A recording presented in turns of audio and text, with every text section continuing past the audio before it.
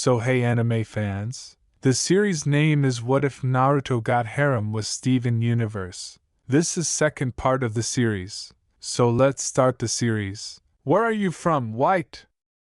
She was a sight in the forest of death, a lone beacon of light in a pitch-black planet. As she expressed it, she was much smaller now, something unbecoming of a diamond, but she made an exception for him by reducing her physical size. She sat on a limb and smiled sweetly when he asked her a question. She said, "Look up, little one," turning to face him. As she did, he did the same, gazing up at the stars, which were billions upon billions of them. "You're kidding," he remarked, incredulous yet doubtful. "I'm entirely serious," she said with a quiet laugh. She held up a glowing hand and pointed to a particular location, saying, "That is my home." He swiveled and leaned in. "You're telling me that you're from all the way up there in the sky?" Delighted by his interest, she nodded. "Not the sky per se, but beyond it," she said. "Prove it then," he said, crossing his arms and glinting his eyes. A sincere expression appeared on her face. "I will, Naruto, someday I'll take you there, everlasting light." The announcement that Pink Diamond's palace would be renovated the next day was made shortly after Red Diamond was welcomed in the city square. White's Pearl spoke the message, which was sent to all homeworld residents and broadcast to all screens and computers worldwide. It was to be a solemn affair, a project that would officially mark the end of an era and the subsequent declaration of a new one. The finest gems would be chosen to complete this delicate task. A number of bismuths, 50 in total, would be entrusted with demolishing Pink Diamond's palace and building a new one for Red Diamond. A few paradots would also be tasked with incorporating different technologies into the new palace and completely modernizing it. After being empty and quiet, Pink's old home would once more be bustling. A tiny statue of Pink Diamond would be placed close to the capital as part of the reconstruction efforts. It was a declaration to all gemkind about Pink that, even though she was gone, she would always be remembered. As the empire grew to include the local group, the galactic supercluster, and eventually the entire universe, she would be remembered forever. The Palace of Yellow. Yellow Diamond sat on her faceted throne, her dazzling features marred by a grim scowl. She summoned a single screen by crossing a shapely leg, typing multiple codes before choosing a file. As the images began to appear, she leaned back and rested her chin against a fist. It was security film taken by their shattering Robinhoods, who were drones that scouted homeworld's lowest levels for off-colored jewels to destroy. Yellow raised an eyebrow as the security film began to play, seeing the three soldiers, the amethyst, the malfunctioning carnelian, and the jasper, quickly eliminate 6 shattering Robinhoods. It was impossible, she thought, even for her best men, to destroy this generation of drones, and yet here she was, watching 6 Robinoids completely destroyed. Yellow Diamond scowled. Maybe these Robinhoods weren't properly programmed, maybe these models weren't as effective as she had been told, and anything would be enough to explain this embarrassment because she could never accept that flawed gems could destroy drones that were specifically made to pose a threat to even her best soldiers. The Diamond said, "Pearl," cutting off the video. The small Diamond stepped forward without hesitation and stood at attention. "Yes, my Diamond? Schedule a meeting with my top technicians," she said. "Compose a message to all of them. I wish to revisit our latest Robinite designs." "As you wish, my Diamond," Pearl said, bowing her head. She then called forth her own device and combed through her owner's hectic schedule to find the ideal time for a meeting. She soon found one, set the date, wrote a message, and then proceeded to take pictures of herself and Yellow Diamond, something she loved to do. There weren't many, just a few small pictures here and there.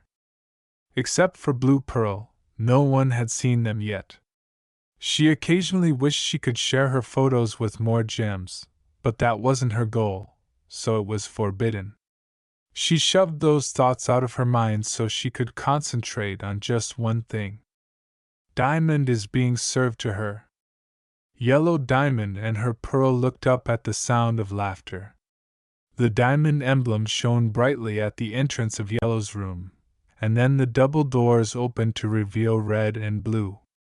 Both of them smiled as they entered, with Blue chuckling into her palm. Yellow's gaze shifted from her screens to both diamonds. There wasn't much distance between them, and she could sense that they liked each other a little more than they had the day before. She hesitated as she sensed something in her gem, a glimmer of desire? She was tempted to join the couple, but she couldn't take her eyes off of them. However, she was much too busy. She had been keeping them together and preventing their empire from collapsing for the previous 2 millennia. While Blue had been grieving, she had been working, and White had been planning, she had been acting, burying herself in a mountain of tasks. Now, she was enslaved by those tasks, unable, unwilling, to allow herself a break. But maybe this was how she grieved. Pink's disappearance was mostly her fault. She was instrumental in granting Pink a colony, which sparked the uprising and ultimately caused her to break. Every time she saw Red, she wanted to be nearer to him, to teach him, to support him, but she was afraid that she would make the same mistakes she had in the past and harm herself and Red in the process. "Hey, Yellow," Naruto said with a kind smile. She looked up from her job and couldn't help but notice that smile. "Red," she said coolly, "I notice you're getting used to Homeworld more." His arms were crossed. "Yeah, Blue's been showing me around. I thought I'd seen most of Homeworld already. But wow, it's even bigger than I imaged." He looked about at the innumerable bubbles floating in Yellow's room, which included bizarre and twisted artificial fusions as well as lately poofed jewels. He said, "Would you mind if I looked around?" "If you want," Yellow typed after giving a single nod. Blue moved to Yellow's side and leaned against her, putting an arm around her armor-plated shoulder as he made his way to another area of the chamber. "He reminds me so much of her, Yellow," Blue murmured, watching him look up with interest in his red eyes. "I hope you remember that," Yellow said, navigating through another file. "But he's not her. You think I'm using him to replace her, don't you?" Blue asked, rolling her eyes. "Of course I do. I didn't say that," returned Yellow. Blue sighed. "Well, no one will ever replace her, as I'm sure you know, but that doesn't mean we should avoid getting to know him." "You think I'm avoid dash," said Yellow in a heated whisper as she scowled and stiffened at the accusation. With a gleam of amusement in her eyes, Blue whispered back, "I know you are." Naruto turned and beckoned Yellow Pearl to him, while the 2 diamonds talked about the repercussions of his coming. She glanced at him, and then at her diamond before continuing. "Red Diamond," she said, saluted, and then bowed. "You're in need of my services?" she asked. He looked about and asked, "Yes, Pearl, could you tell me about these bubbles?" "Yes, Red Diamond," she replied, bringing up her own screen. "Give me a minute," she said, finding and navigating through a comprehensive report that read, "Inside these bubbles are artificial fusion experiments, created from the treacherous fragments of broken gems. They are mindless, non-autonomous remnants of rebellious crystal gems, non-conforming gems, criminal gems, and off-color gems." Naruto scowled and said, "I figured. Even though these gems were dead, and had lost their original personalities, he could still sense the traces of their emotional struggle even inside their bubbles. "Thanks, Pearl," he said. "Well, of course, Red Diamond," she said, her eyes widening, and she bowed quickly, savoring his compliment. The terror and helplessness were much greater up close, flowing like a torrent from this amalgamation of shattered jewels. Even inside the bubble, they suffered, struggling to gain form, as Naruto lifted a hand and one of the bubbles was drawn to him. He concentrated, being careful not to let go of the entity inside. His gem shone faintly, and a flaming red aura encircled his palm. He then subtly released his energy, filling the shards. It wasn't much, but this was all he could do for them. Hopefully, whomever these shards once were, they would at least find some comfort in one another. Eventually, the chaos inside started to fade and be replaced by stillness.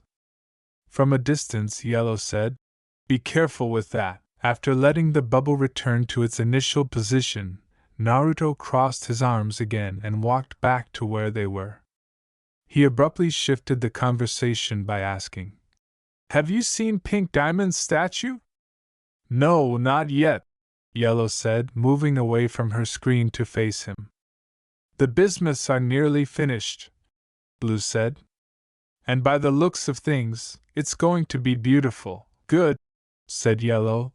"Perhaps, with its completion, we can finally be rid of that silly zoo." Naruto's eyes furrowed as he remembered something crucial that Rose had begged him to perform. "Zoo?" he asked, elaborating. "Yes, Pink convinced us to create a zoo, not long after she arrived on Earth," Yellow said. "It was a silly idea, really, a way of preserving that planet's organic life." "Yellow, it was special to her," replied Blue. "We cannot destroy it, even with the statue. We need more to remember her by. This zoo is her legacy, something we all agreed upon." Naruto steered the topic by asking, "Was it really that special?"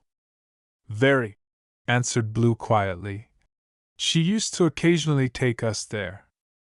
"Well, if it was that special to her, then I think it's worth preserving," Naruto replied. Yellow exclaimed, "Now look what you've done, Blue, you've convinced him too!" And she groaned. "All right then, I suppose we'll keep the zoo," she added. "Thank you, Yellow," Blue said earnestly. She could have kept the zoo otherwise, but she would rather that they first come to an agreement. Naruto asked Blue, "Would it be okay if we visited the zoo today?" "Yes, we can go if that's what you want," said Blue with a soft smile. Looking at a number of her golden screens once more, Yellow questioned, "Aren't you supposed to be planning for the Jubilee, Blue?" A diamond-shaped insignia started to glow on one of her monitors, warning her of an impending crisis. "I understand that," Blue said, stepping up to Naruto's side. "But we're also meant to be assisting Red. He needs us to be there. He needs to become a true diamond." Blue's hands had wrapped themselves around his arm as she spoke, providing a soft yet secure grip. Naruto looked expectantly at Yellow and said, "Blue's still showing me around. Maybe you'd like to join us?" Yellow Diamond paused and turned to face them. She scowled as another alert showed up on one of her screens. When she eventually got up from her chair, she added, "I'm afraid not. It looks like there was an incident on one of my mining colonies, an explosion of sorts. One of your emeralds, or hessenites, can handle it," Blue said. "I'm sure there are many places you wish to show Red," Yellow responded. "I can't," and for the first time, her expression was confused. "I will see you two later, come, Pearl," she said. After that, she started to move in the direction of the double doors, her Pearl trailing closely behind. She somehow kept up with her Diamond's long strides. We should get going as well, there's still much to do. We have an extraction scheduled later today, so we'll head to the zoo first, Blue said, dismayed after lingering for a while. He nodded in recognition as they left Yellow's palace, with two topaz guards standing at the entrance with their swords ready. Both gems saluted as they left through the double doors. As they crossed a long bridge, Naruto rubbed his chin thoughtfully. Yellow's ship, which is typically stationed at the top of her castle, was already lifting off and launching into the sky. With curiosity, he inquired, "Is she always working?" "Always," remarked Blue sorrowfully. "But then again, I'm mostly to blame." "How so?" he asked, tilting his head. "Your fault?" They halted their stroll. Blue let out a sigh, after Pink's shattering. "I wasn't myself," she acknowledged. "Everything changed so much. White stopped talking to us. I even neglected some of my duties, but not Yellow. She didn't break down like me. She continued to work, holding me together, keeping me from falling to pieces." Her blue gaze came across the yellow tiles on the walkway. She must resent me for leaving her so long." "No, that wasn't it." "Blue, I don't think she resents you," he said. "I haven't been here long, so I don't know much, but I feel like I'm beginning to understand both of you. You and Yellow are different, yes, but she was also grieving, Blue, just in a different way. I can feel it. While you faced what you felt, she suppressed it. She smothered her grief with work," he thought. "Well, at least that's what I suspect. Perhaps you're right," Blue said in a whisper, her smile sour, unable to keep his eyes on her. "Look at us, Red, we're supposed to be teaching you how to be a proper diamond, but even we can't seem to get it right," she said. "That's okay," he simply replied. "There's no problem with getting things wrong every once in a while, even if Yellow heard you say that," Blue remarked, imagining her response.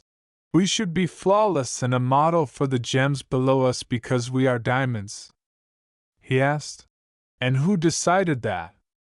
"White, of course," Blue said with solid conviction as she lectured. "We strive to present our most flawless selves to her, as she is the very embodiment of perfection.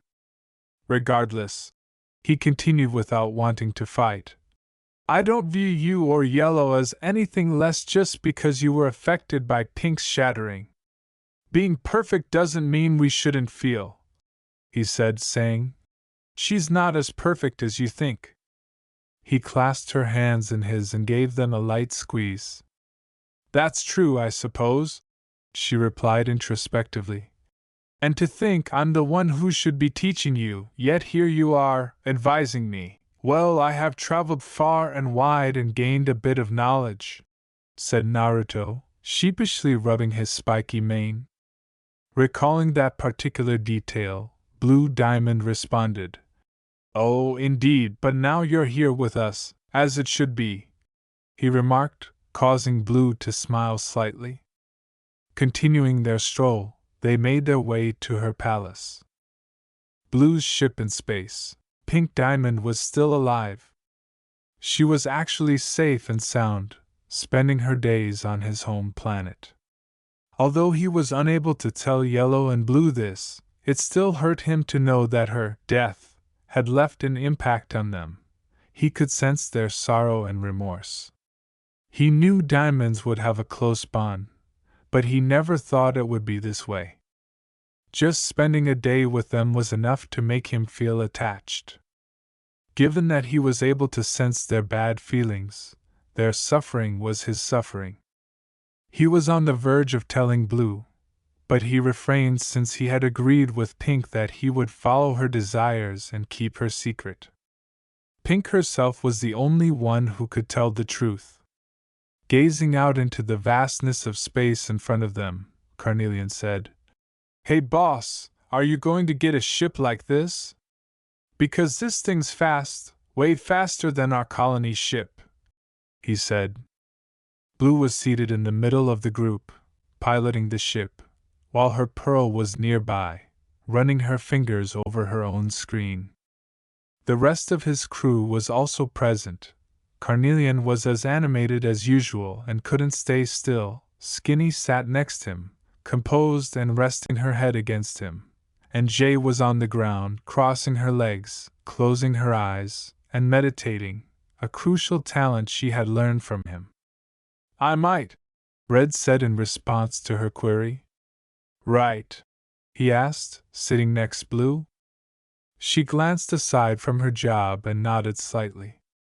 "In time, you'll be given a ship. Now, when it comes to the design, well, I don't know. There's a chance you'll get a leg ship, but knowing White, your ship might be different." Even before the rebellion, Rose claimed, they hardly ever combined for practical reasons, only for events and celebrations, just to show their unity. And other than that, they had little reason to combine all the ship's parts. Naruto thought about what she had said. A leg ship, though intriguing, seemed a little outdated, and Pink already had one. Speaking of festivities, it appeared that Blue had finally started organizing for the Cosmic Jubilee, something that she and Yellow had discussed. As thousands of stars passed by, Blue was encircled by a few screens of her own, her intense eyes and focused features as she typed, sorting through innumerable photos and organizing dozens of events. He was enthralled with her beauty, and couldn't stop staring at her. She looked at him, met his eyes. She asked, "What is it?" He chuckled a little and added, "Nothing, Blue, you just seem so focused is all. Well, I have a lot to do, and with you here, the celebration must be the best it's ever been," Blue said, pausing to smile.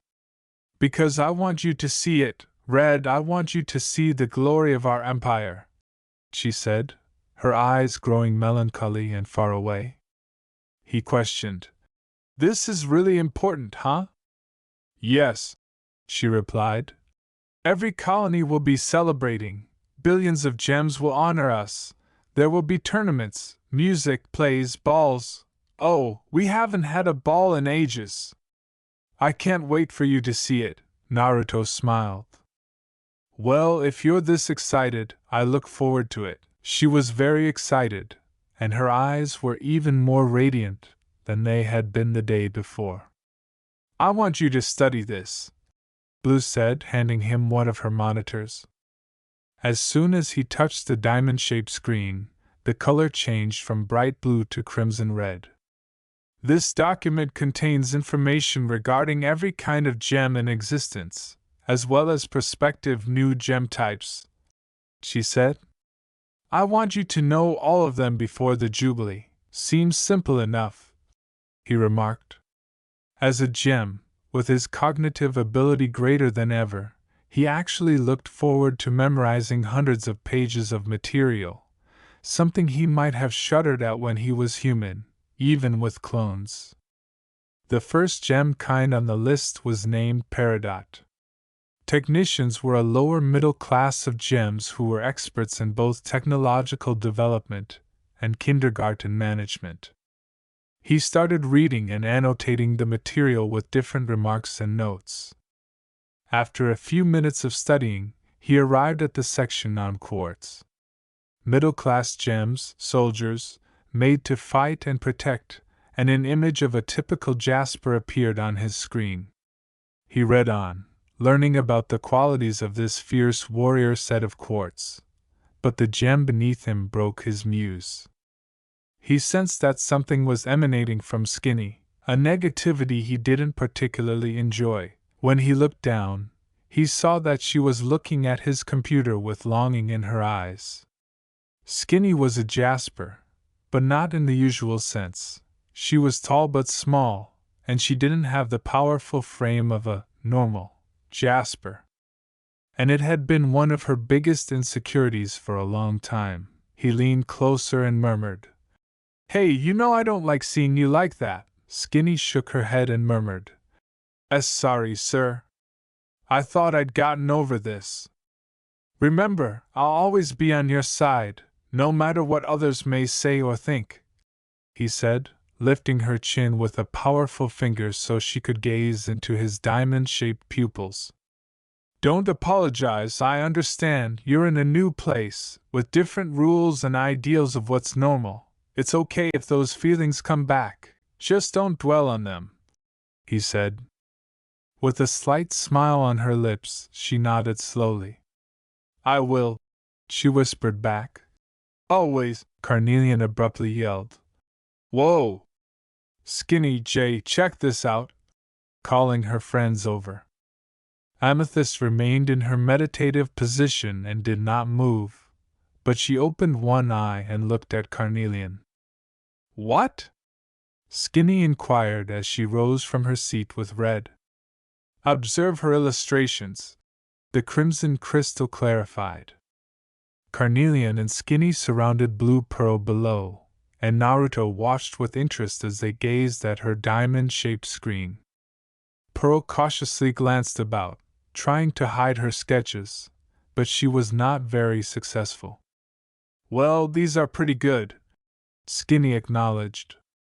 You ought to see these, sir.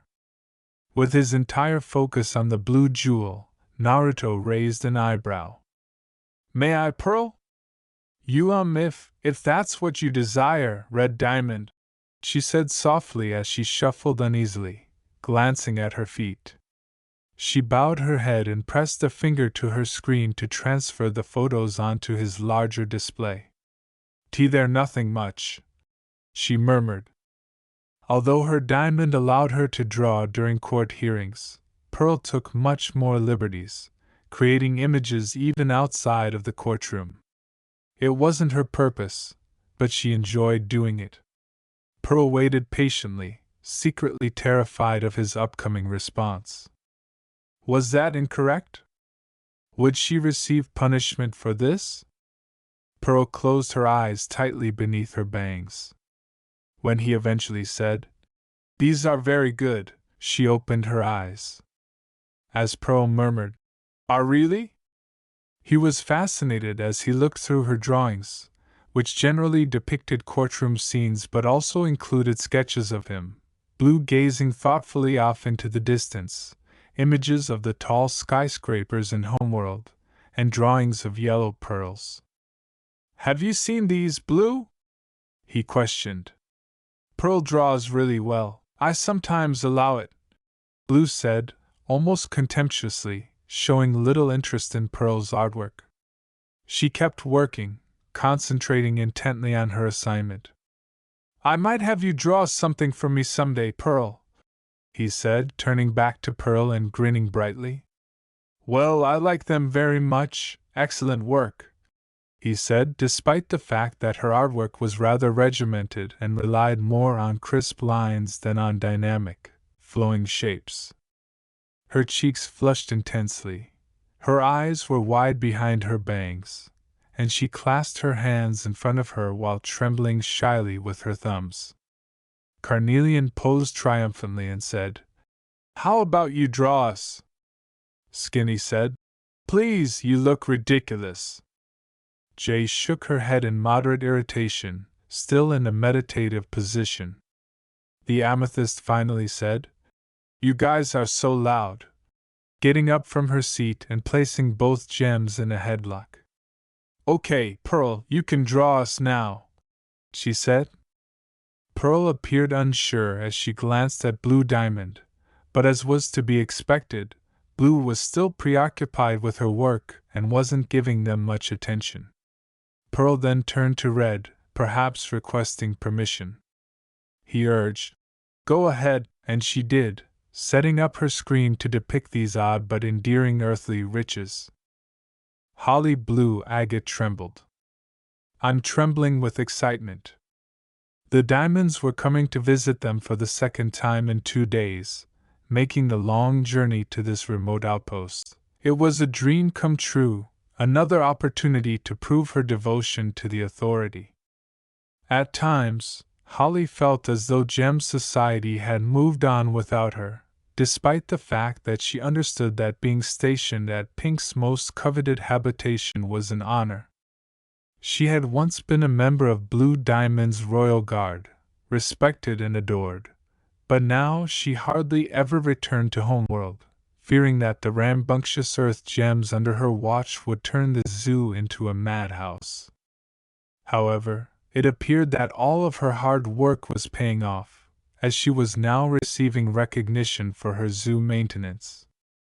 A smile was starting to appear on Holly's lips as she thought about how eager she was to see Red Diamond in person.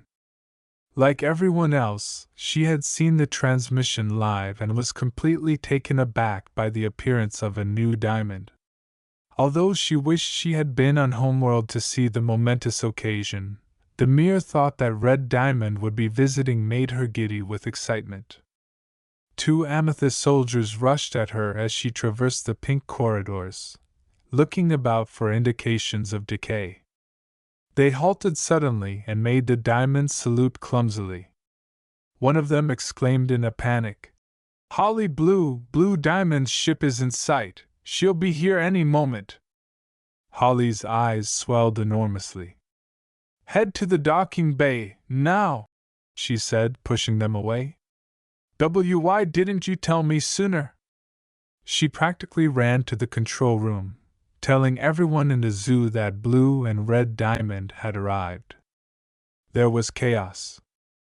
The sound of pounding feet filled the halls as 200 soldiers marched in column out of their barracks, heading directly for the docking bay. When they arrived, the air was filled with anxious conversation. Rows of troops were arranged in a line, fidgeting in their positions. Holly scratched her temples, feeling anxious and irritated. She thought, "Earth Jewels, no discipline, no respect, everybody, quiet!"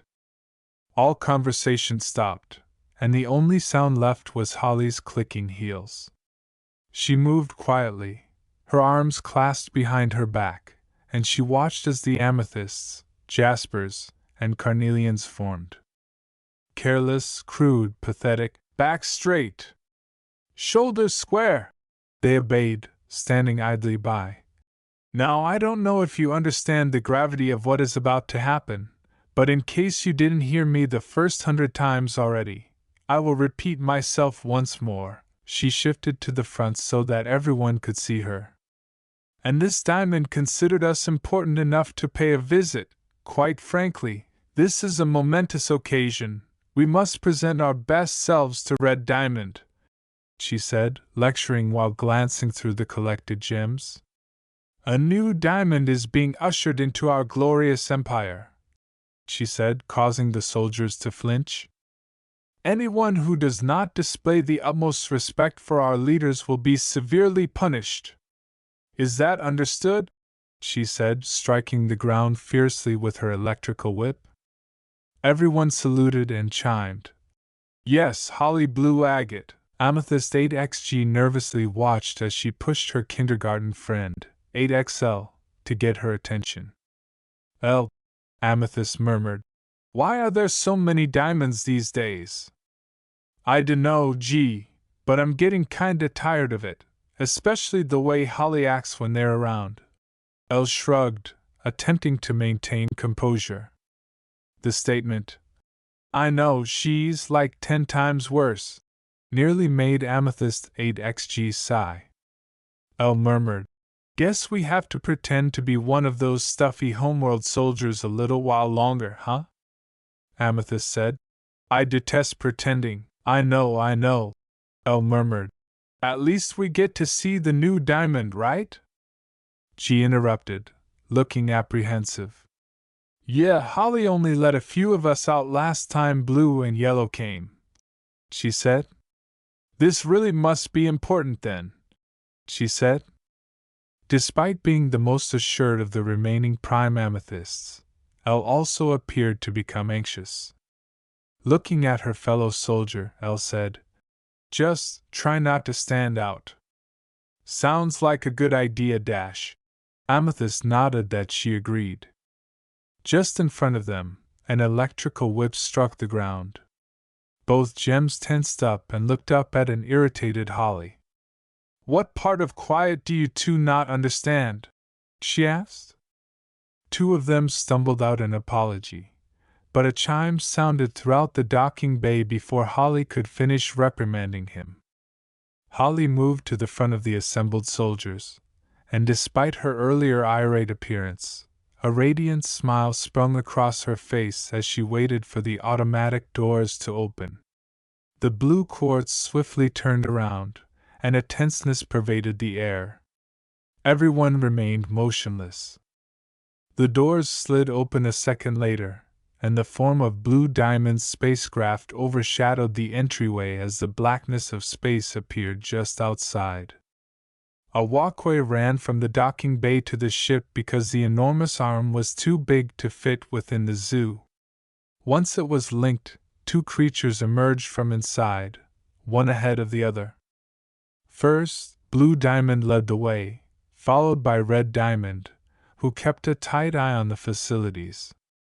A small, submissive pearl was seen below the two diamonds, but the final 3 stones caused all of the assembled soldiers to tense up in disbelief.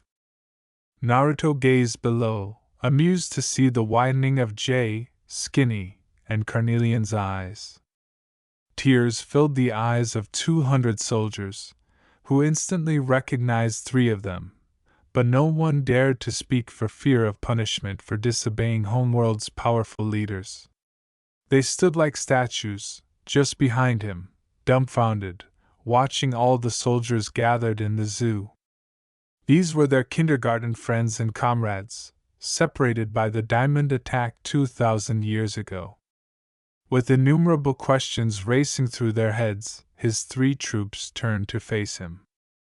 Naruto winked at them, letting them know that he was aware that Blue had informed him shortly after they had left Yellow's palace that some of Pink Diamond's remaining soldiers lived here. Teasfully, he whispered, "Blue, why are they crying?" She murmured back, "It's not me," with an innocent expression on her face. "Perhaps they are just so honored to be in our presence, it happens all the time," she said. He chuckled a little, understanding perfectly why these gems were crying. It was an old story, one he had heard 1,000,000 times, about how his 3 amazing soldiers had risked their lives to save their lives just before the last attack on Earth, helping even aristocrats find their way off the planet. In particular, Jay had returned for Carnelian and Skinny. Just as he emerged from the Earth, Carnelian wiped her eyes and whispered, "Boss, they're all okay." Before she could say anything more, Holly Blue moved forward to salute and bow to them. Her gaze shifted from him to Blue, and then to the 3 soldiers who were with him. She was momentarily taken aback but immediately collected herself. "My diamond," Holly said. "As always, it is a pleasure to see you." She then turned around to see Naruto standing in front of him. "And Red Diamond! Oh, what an honor! What a privilege! We welcome you to the human zoo, and I thank you, not only for strengthening the authority, but for taking the time to visit this outpost. Please, if you do not mind, I would like to give you a complete tour of our facility," he answered. "I'd like that," a little taken aback by the compliments she showered on him. "And what is your name, Quartz?" he asked. She blurted out, "Holly Blue Agate, your opulence." "Opulence?" Naruto looked at Blue, who gave him a funny, sardonic grin. "You get used to it," she mouthed. With an abruptly authoritative tone, Naruto replied, "All right then, before we begin the tour," and Blue inclined her head inquisitively. "I want to first acknowledge 3 gems very precious to me," she said. The soldiers on his side were the center of attention, and they all squirmed uneasily at the unexpected attention, but Naruto persisted with a proud smile. His gaze swept over the assembled soldiers before settling on Holly Blue. "They've earned my trust, and I expect them to be treated with the utmost respect, regardless of their origin," he said. In the face of confusion and fear, they did not waver, nor did they abandon their comrades, he said. During the final evacuation from Earth, these three risked their very lives to help save as many gems as they could. Blue scowled when the exodus from Earth was mentioned. Holly whispered, As you wish, Red Diamond. He called out to the gems who were having difficulty standing in formation, saying, Soldiers! You can all relax, you haven't seen these three in so long, correct? They nodded, and he smiled, saying, It's okay to welcome them back, you know, go on ahead. Even though some gems initially hesitated, a few amethysts, jaspers, and carnelians broke ranks and rushed to the three gems after his words reduced the tension in the air. Naruto moved aside as a wave of soldiers rushed to embrace their long-lost comrades. Holly couldn't speak and was tempted to command the soldiers back into position, but she couldn't object or resist the Diamond's direct order. His three men were greeted with warm embraces and then hoisted up by their fellows as the docking area soon came alive with laughing, tears, and sheer delight. Still encircled by their allies, Jay, Carnelian, and Skinny turned to face him, tearful and grateful. He muttered, You're welcome. That. Blue stood beside him, silently taking in all that was happening. Although she couldn't be read, he could tell that a lot was going through her head. He smiled and said, All right, Holly, let's start that tour. Holly wrenched her gaze away from the soldiers chatting. Of course. Blue led the way toward a pair of pink double doors halfway through the tour. She had seen the facility several times, so she didn't need to stay while Holly gave him a tour. He had consented, intending to meet her at the conclusion of the tour in that particular room. Holly took the initiative now and showed him everything the facility had to offer, explaining everything from the zoo's power source to daily operations to the troops' housing quarters. Naruto stopped and looked through a little doorway.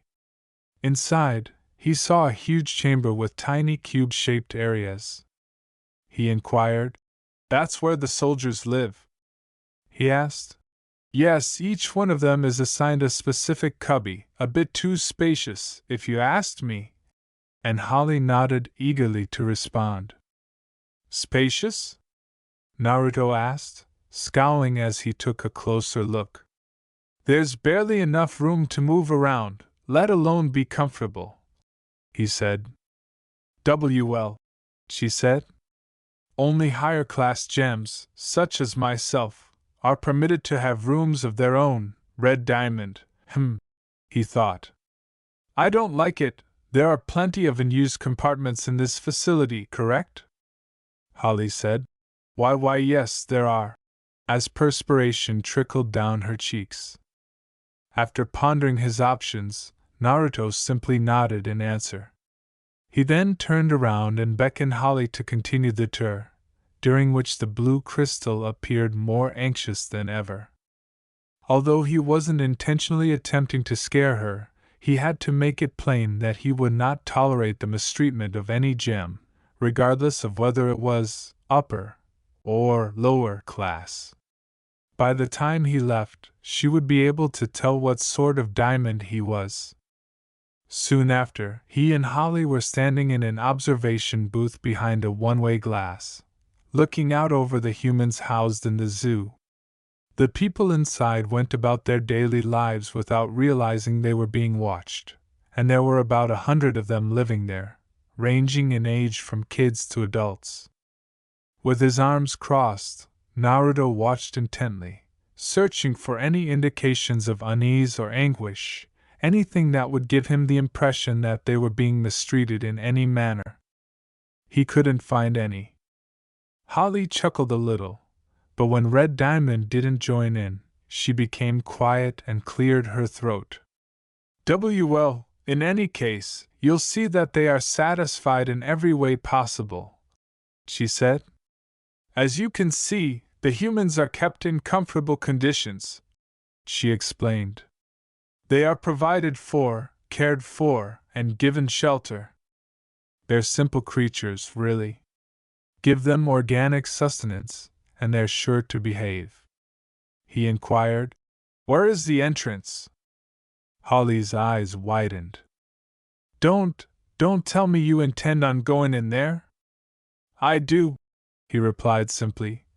"I want a closer look, to confirm what you've just told me." Unable to object, the blue quartz gave a timid nod.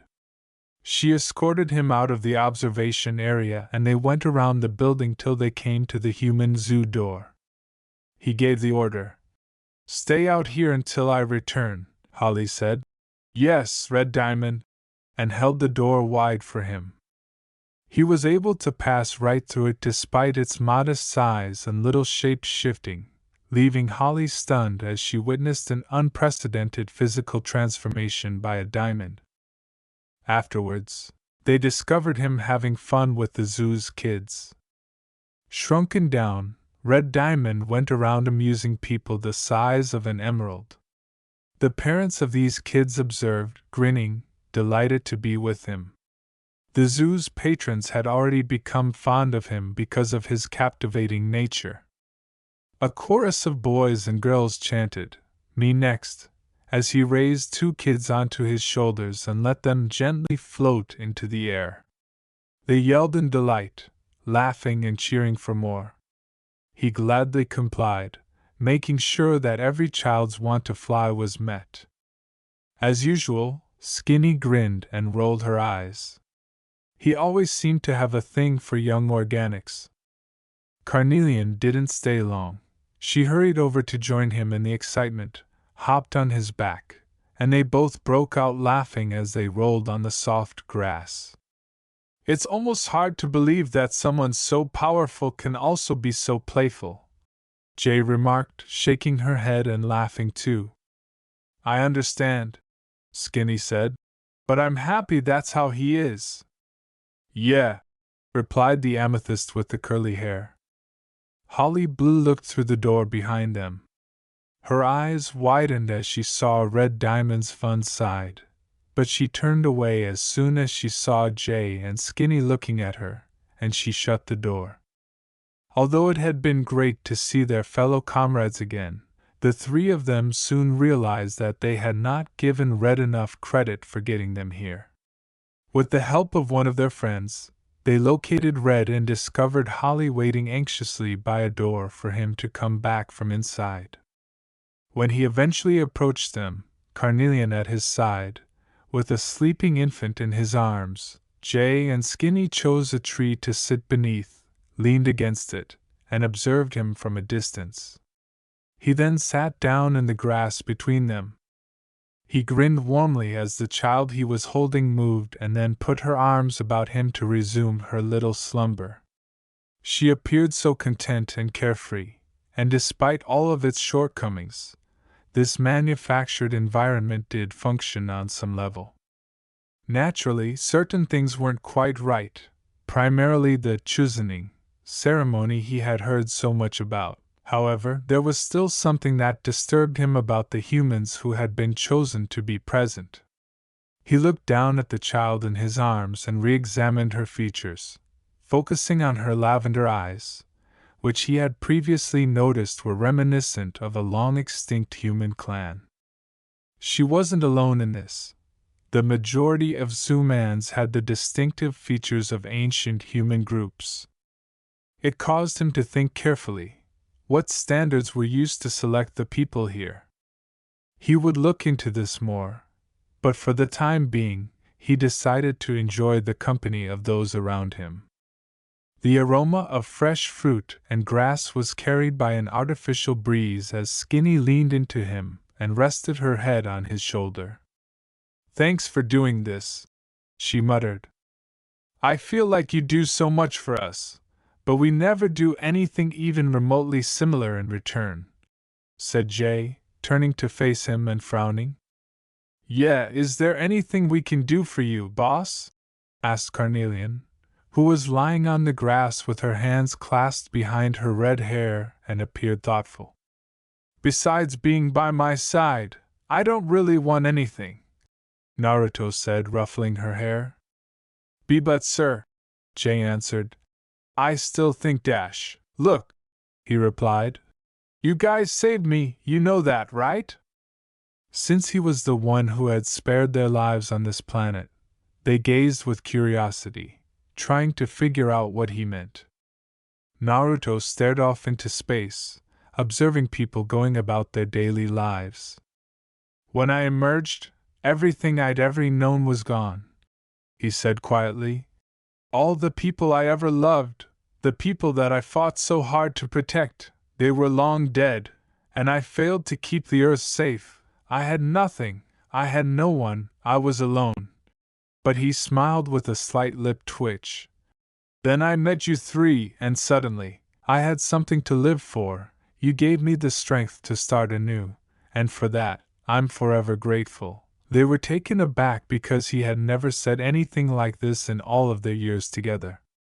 Jay's eyes were wide and all he could utter was, "Oh," looking at him, skinny. With caution, she ventured, Do you miss it?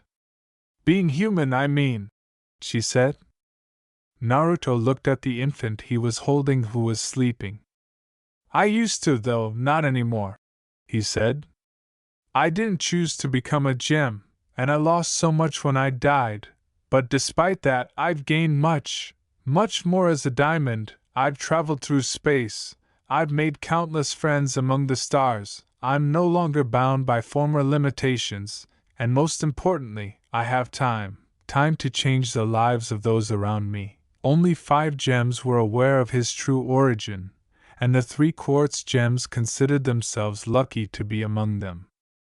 Lavender eyes peered up at him as the girl in Naruto's arms yawned, waking from her sleep, and he couldn't help but think of Hinata, long dead. She rubbed her eyes and inquired softly, Are you leaving soon, Red Diamond, sir? Unfortunately, I am, said Naruto with a sorrowful nod. She complained, but we had so much fun, and I promise you I'll be back, he added, stroking her dark hair. We did, little one. Okay, she said with a radiant smile. She was just too cute, and the 3 of them saw why Red loved these organics so much. Holly declared, Blue Diamond is right through these doors, as she stood next to a huge pink entrance. This is the last stop, he said. Thank you, Holly. She gave him a stern nod, happy that he liked her. Holly entered a string of codes, and the doors opened, allowing him to enter. Naruto was greeted with pink light and glanced about. Blue was sitting below, gazing up at the stars, and her pearl greeted him with a bow as soon as he saw the rose quartz gems, bubbling and drifting about, he thought. She turned to face Naruto as he blinked away the tears that were streaming from his eyes and walked up to where she was. Wiping her eyes, Blue blurted out, Red, you're done with the tour? Yeah, he replied softly. Holly's quite the character, but I have to admit, she keeps this place running efficiently. And then stopped. Are you all right? I think so, Blue answered, looking around. I still miss Pink very much, she continued, taking a shaky breath. Yellow was right, though, because I have you to worry about now, so I can't keep grieving forever. He took a seat by her, and they were hardly apart. They watched the stars through a clear ceiling for a while without saying anything, and the bubbling rose quartzes drifted through the air. He held out his palm and pulled one of them to him. He questioned, What will happen to these gems? I don't know, Blue said. Frowning, she looked at the bubble in his hand and thought, There's just something about a rose quartz, something inherently defective. Why else would a gem of this cut turn against her diamond? Even so, I cannot bring myself to destroy them. After all, they were hers, she thought. So they'll remain like this?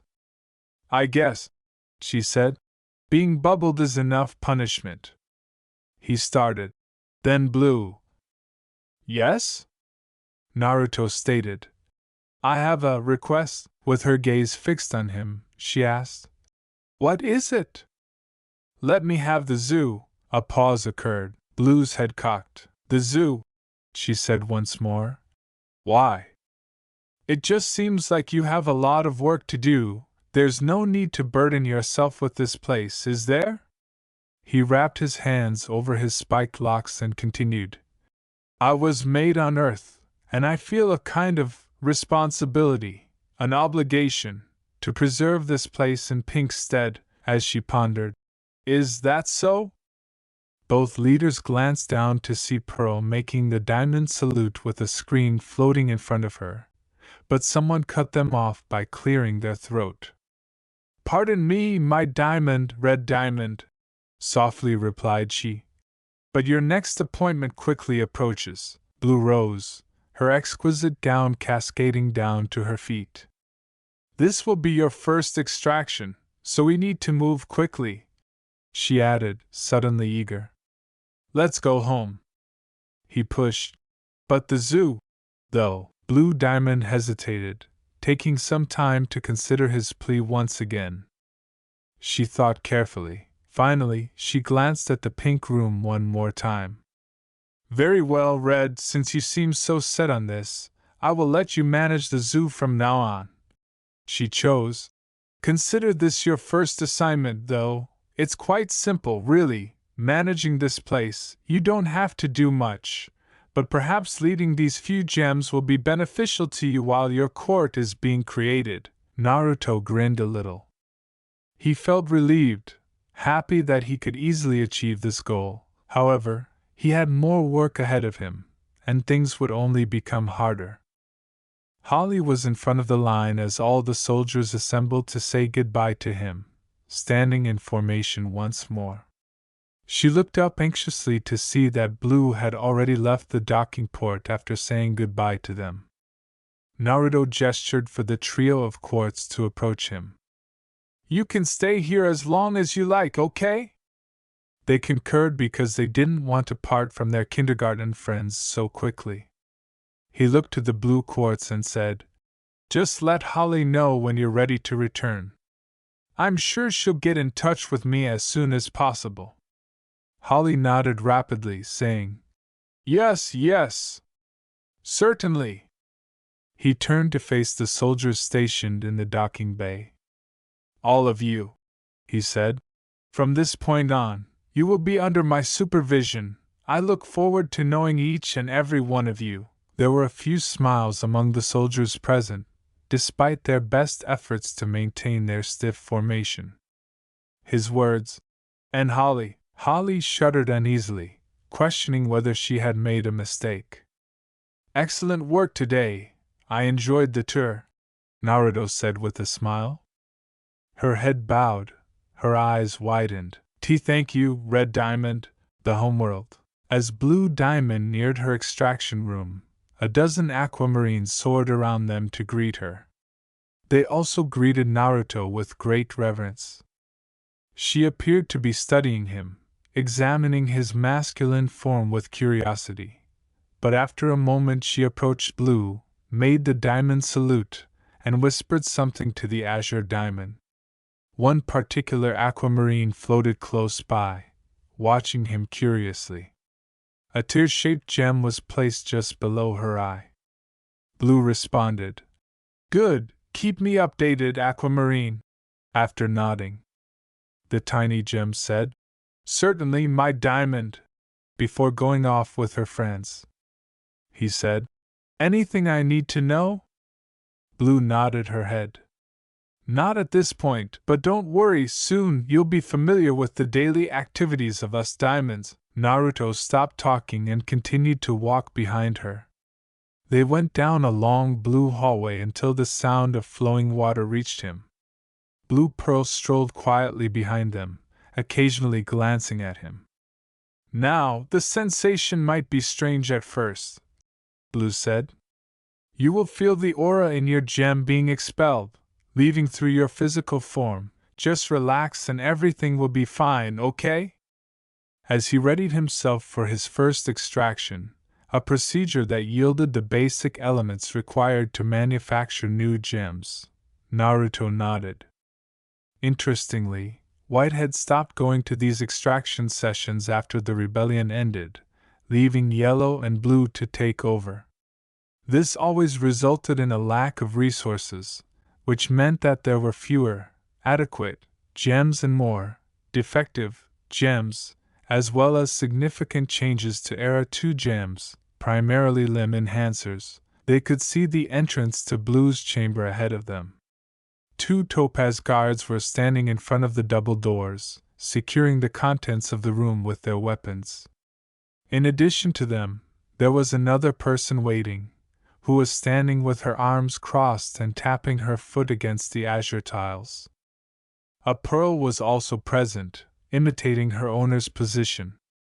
When they arrived to a set of steps, Blue paused and said, "Yellow? What are you doing here?" she asked. "What does it look like I'm doing?"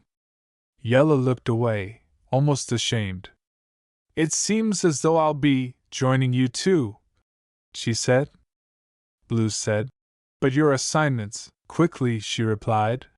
"On hold for now," adding, "I might as well be here for his first extraction." Blue's eyes started to moisten, and every nearby gem experienced the same thing. "Blue, please," Yellow pleaded as she wiped away her tears. As she led Naruto up the steps, she chuckled softly and said, "It's just been so long since we've both been here." Yellow surveyed the area thoughtfully. She said, "I suppose it has, then let's begin." Blue exclaimed joyfully as he entered the room first, eager to make sure everything was prepared. For a while, Naruto and Yellow stood side by side, examining the room in front of them. To him, it was a space he had never seen before, but to her, it was a room she was all too familiar with. Yellow Diamond looked at him as she cleared her throat. "I take it your day was productive?" she said stiffly. "You could say that," Naruto replied, looking at her. "I've learned a lot in so little time. We visited Facet 9 and 6. I've even begun studying various gem types. But I do admit, I'm nowhere close to being used to all of this, and there's still so much left to learn." After hesitating, Yellow faced him. "It's only been a day," she said in a much softer tone. "And Blue and I had to learn too. Things get much easier with time." He smiled and said, "Okay, thanks, Yellow. Tomorrow you'll be with me," she said with a curt nod, crossing her arms as she started to enter the extraction chamber. "Let's not keep Blue waiting," she said. Naruto followed her inside, but he was stopped in his tracks just before he could enter the exquisite double doors, something he hadn't fully noticed until now. The sculptures that stood around Blue's pool's entrance were staring at him. They were watching him with interest, with excitement, but as soon as he met their eyes, they swiftly looked away out of concern that he would be seen gazing. He waited for them to move again. They didn't. He lingered and scowled before entering Blue's extraction chamber. Unknown planet in a faraway galaxy, the countryside was painted scarlet by the intense burning of a bright star. It was a planet on the verge of riches, once alive with the joy of naive children, but it was also strangely quiet, with a dreadful wind blowing through the ghostly metropolis. However, such was no longer the case. Since the last glimmer of life had gone out, death was now the only thing that held sway. The divine tree was reduced to a stump after being felled by a single being. Despite the corpses scattered over the city streets, he sat on it, calm and unconcerned. In his hand was the ripe, ready-to-eat fruit of his work. With a cunning quirk of his lips he grinned. The creature responded, "Not bad," after taking one bite. "White! White!" cried Naruto, who was so excited that he could not stand. "Guess what?" he said. A diamond-shaped screen in his hands glowed brightly in his dark room, showering him with rays of light. He was able to see her through this communication device, which initially shocked him to no end. However, he had since become accustomed to such technologies and now used it without hesitation. "What is it?" she said quietly. A desolate area appeared behind her. He recognized the moon. Naruto smiled while displaying a piece of cloth with metal fastened to it. "I got my headband," he said. "I used the shadow clone jutsu, and Irika-sensei was so shocked." She returned the smile. "Wonderful," the creature murmured as she leaned back and typed. "I can see that this custom makes you very happy, even though it eludes me." "You bet it does," said he. "I'm going to be Hokage. And then, everyone'll have to acknowledge me." White stopped when she said, "But I have already acknowledged you." "Why, yeah, I know, but this is different," she went on. "Different, you say," he swallowed, observing the bewildered look on her face. White's head cocked. "Am I not enough?" It felt like opening her eyes to a world she had always known, like waking from a dream she had never had. She was surrounded by light, wrapped in light, and held by light. She had a vision in which she saw a yellow diamond, but it was only for a brief moment. Her body then started to take shape, first her head, then her torso, and finally her limbs. She soon felt the need to move and escape this stone prison. The process took only a few moments, but it seemed like an eternity. After some effort, a bright explosion propelled her forward. She managed to get her bearings rather easily, tripping a little but staying balanced. A canyon with innumerable holes encircled her, and she wasn't the first or last to emerge. Numerous people who looked like her gathered below, forming groups. Rather than heading to her group, Peridot took a moment to examine herself. She traced a slight hourglass form with her tentative fingers as she moved down her body, from her petite thighs and slim waist to her little green hands and feet. She muttered, "Wow, she didn't exist a moment ago, but now she did," and even though she knew who she was and what she was, including her identification numbers, facet 2F5L, cut 5XG, and what her purpose in life was, she felt compelled to carry out her responsibilities to the point where the mere idea of learning about technology nearly consumed her naive, young mind. "Get down from there!" An order came from below, and Peridot went rigid, hurrying along a predetermined path. 3 more Peridots moved in the same direction ahead of her. They were already acquainted and conversing about stars and other things, but she still wanted to reach out to them and speak with them, but her hopes were dashed in the middle of her stride.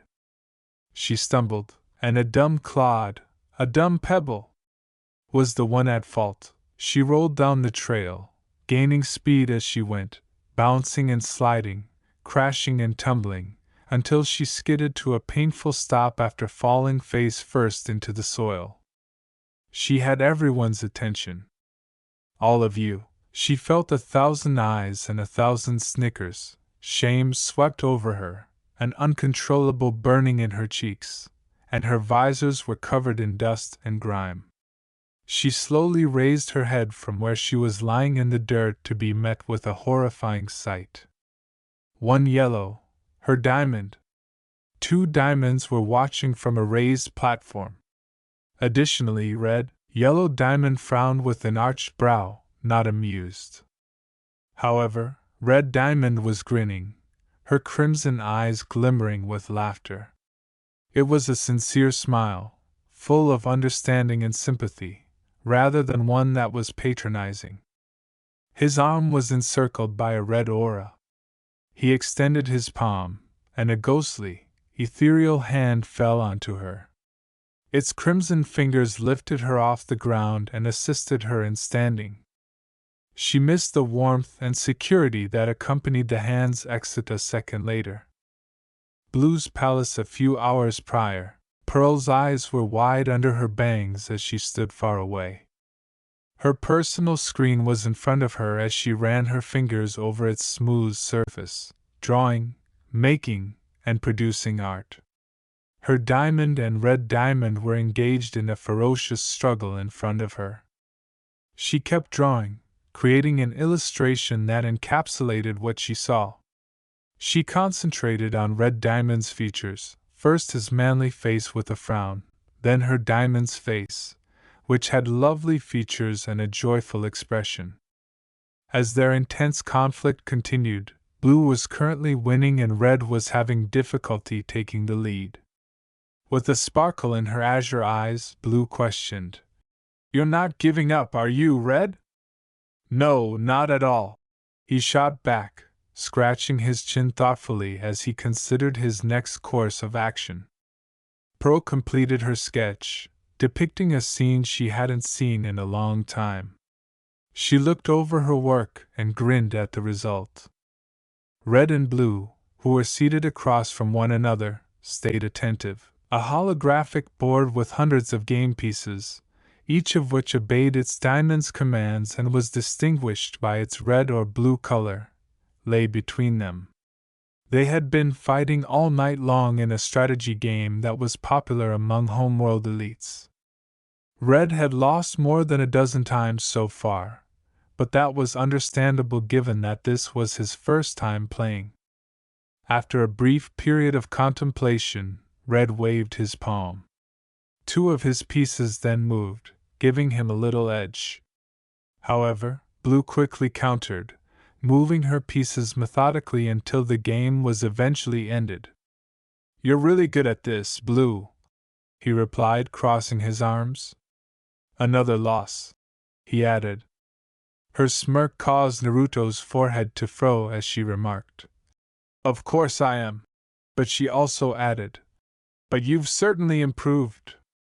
Maybe after 100 more matches you might stand a chance of winning." She then sighed wistfully. "Stars, I haven't played this with someone in ages, yeah?" Naruto asked, pausing to glance out one of the palace windows. Yellow's palace was across from them, glowing with golden lights, and the morning was already rising. He was amazed that they had spent the entire night there, enjoying themselves, conversing. Blue replied, "Yellow and I used to have matches all the time. She's far better than me, though. Even so, I enjoyed the time we spent together, doing this for hours on end." Leaning back in his faceted chair, Naruto. "And what about White?" "Believe it or not, White is terrible at this game," she said, practically chuckling into her palm. Pearl below was amazed since she hadn't heard that laugh in hundreds of years, and he couldn't help but join in because it was so contagious. He chuckled quietly and remarked, "I don't feel so bad about losing anymore. Maybe I should go play White." Blue said, "Maybe," pausing with a pained expression on her face. "I'm sure she'd let you in her head." But her dejected expression vanished as soon as she changed the topic, causing Naruto to frown.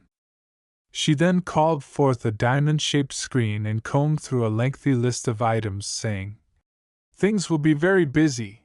I might not see you until later today." Still thinking about the glance she had given him, Naruto continued to stare at her.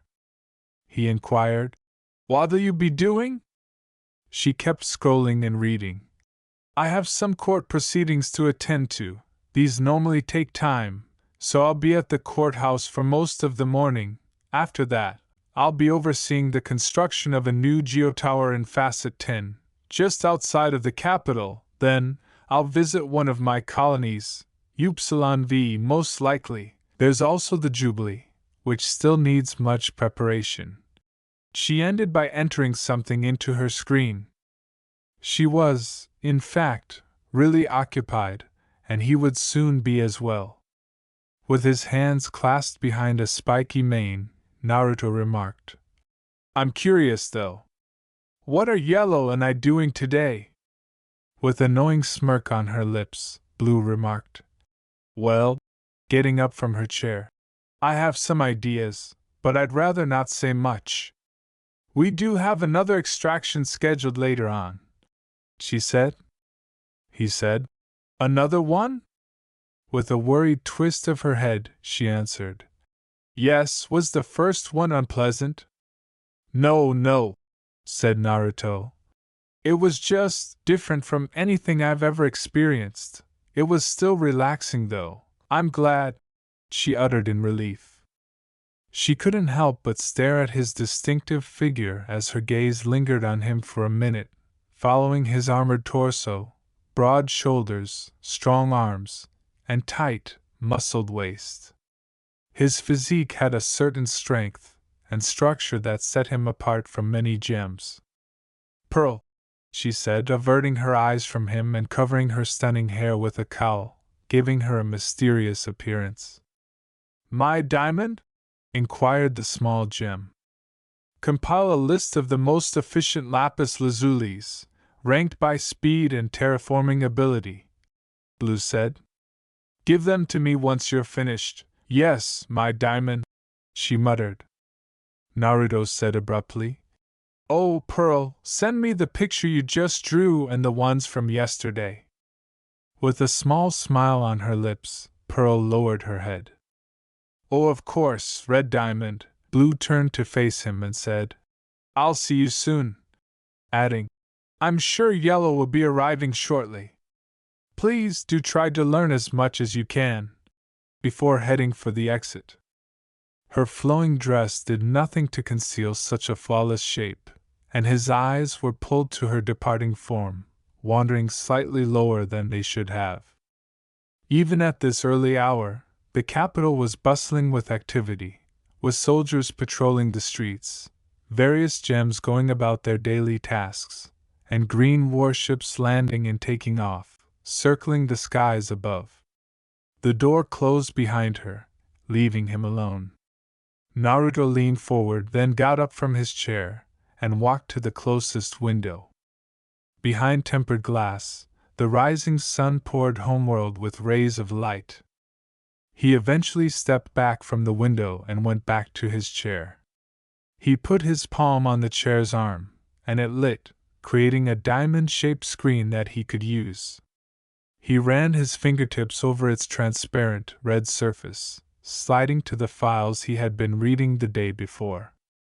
With the carnelian quartz type, Naruto ended the current section. He already knew that these would be his main soldiers because of their color scheme. According to gem culture, they were supposed to be treated more favorably by him because their hue matched his, but in his opinion, that would not be the case. Any gem created for him would be treated fairly, regardless of their rank or color. After closing the file, he proceeded to examine their star maps. He started with the homeworld galaxy, which was categorized as a spiral and was enormous, covering more than 100,000 light-years across. It was the source of gems and was fully populated. He scrolled through it, beginning at the center, where the majority of the colonies, hundreds of them, belonged to White. As he moved outward, he noticed more of Yellow and Blue's colonies. Gemkind controlled 2 other galaxies in addition to Homeworld's main galaxy. In other words, the majority of organic life had been eradicated from these 3 galaxies. Naruto kept searching their maps until he reached his home galaxy. He soon found Earth, which was now categorized as a failed colony. He let out a sigh of relief when he realized that there wasn't much gem activity occurring in his solar system. When he was finally happy, he left the star maps. Naruto's screen displayed a notice a second later. He raised an eyebrow and chose the message.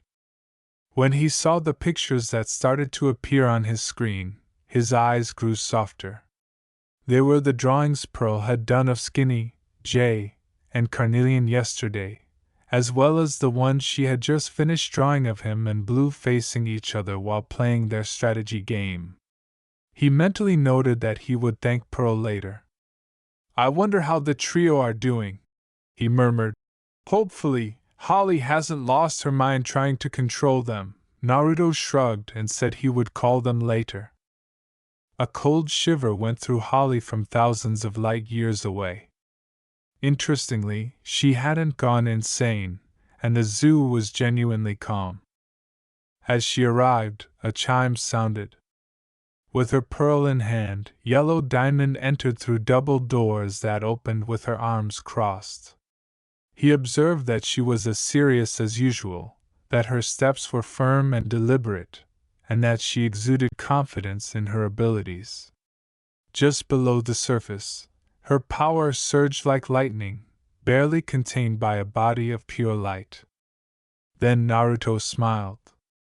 Looking at his palm, he pondered who would win if they got into a fight. Ultimately, her power had a direct impact on a gem's physical form, thus even with all of his weaponry, he was still a gem and could be struck by her lightning. She asked, "What's with that smile?" before approaching where he was sitting. Her pearl bowed to him in the highest regard. He continued to stare at his screen. Just wondering about something, she walked around to the front of his chair with her arms crossed and leaned in to stare into his red eyes. Yellow went on.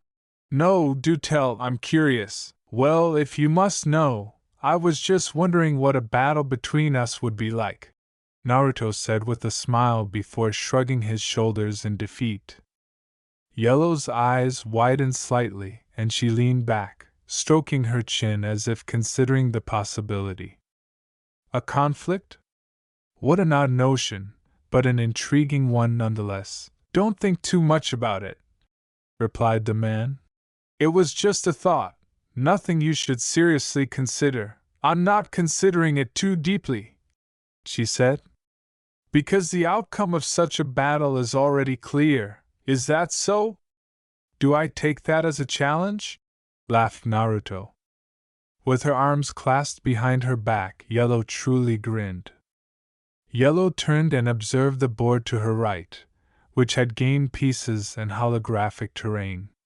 "Maybe," she said, "but we don't have the time for such challenges. There's much we must do today, and I'd like to begin as soon as possible," she said.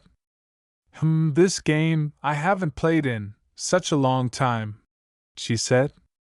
"Blue told me you were really good," he said.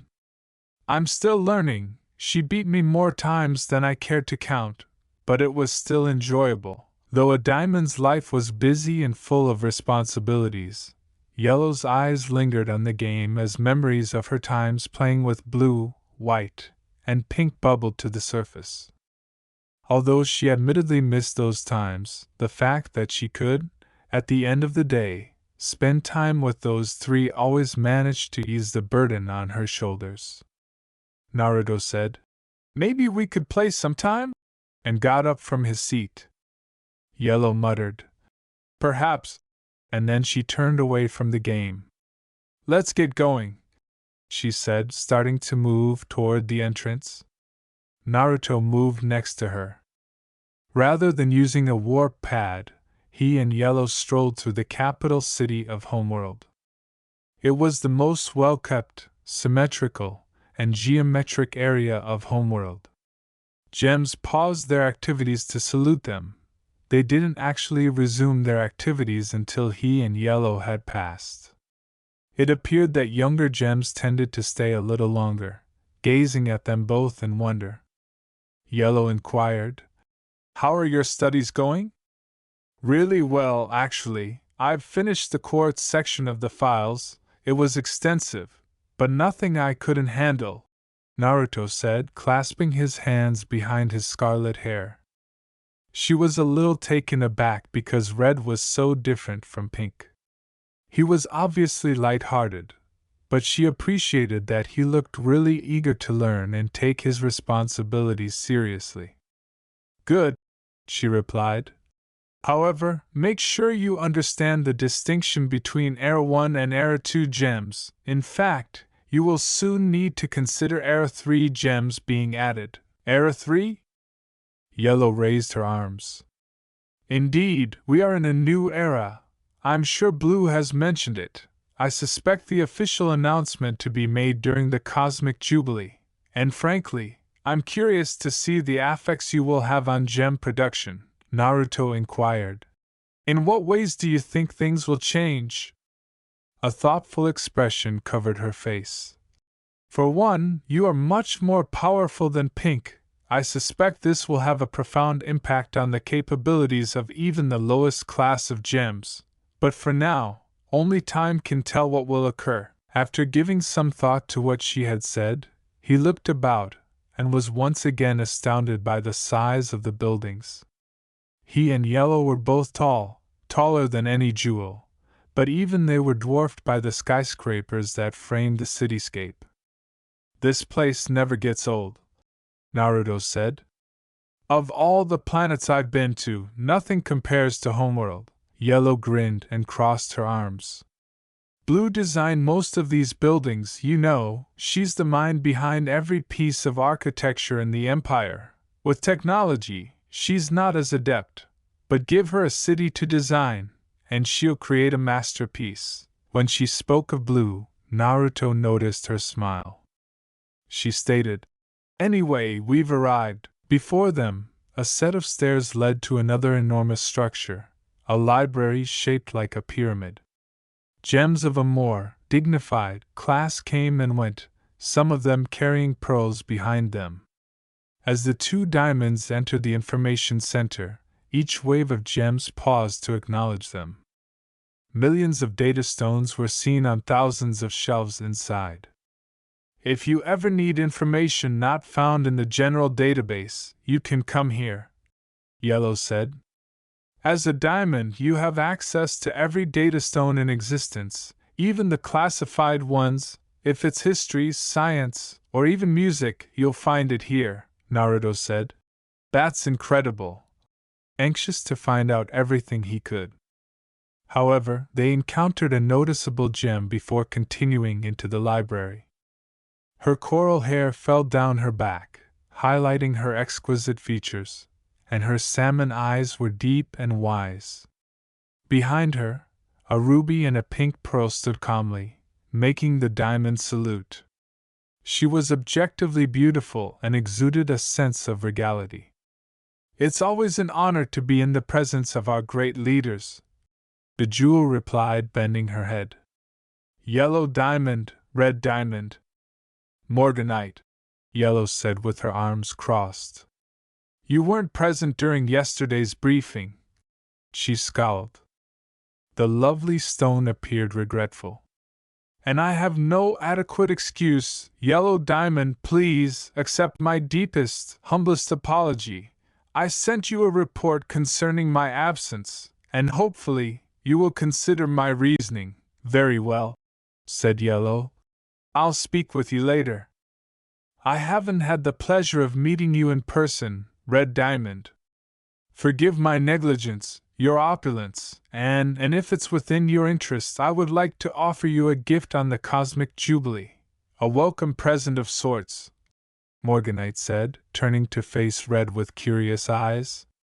That's fine, Morganite, I'll accept your gift, Naruto said, his eyes narrowing slightly. Despite her outward compassion, this gem had a feral side that was just beneath the surface and eager for power. I won't let you down, sir, Morganite said with a bright smile, turning to face Yellow. After all, I'm here to serve you, so please ask if you need anything. As she passed Morganite, Yellow hardly acknowledged her comments. The ruby and pearl moved aside, and Naruto followed. Throughout the entire time, Yellow's pearl had remained silent, trailing after the two diamonds. Morganite's eyes blazed with want as the two leaders withdrew. Her gaze trailed Red Diamond's, lingering, following his unique body from head to toe. Her curiosity was piqued because she had never seen a jewel like him before.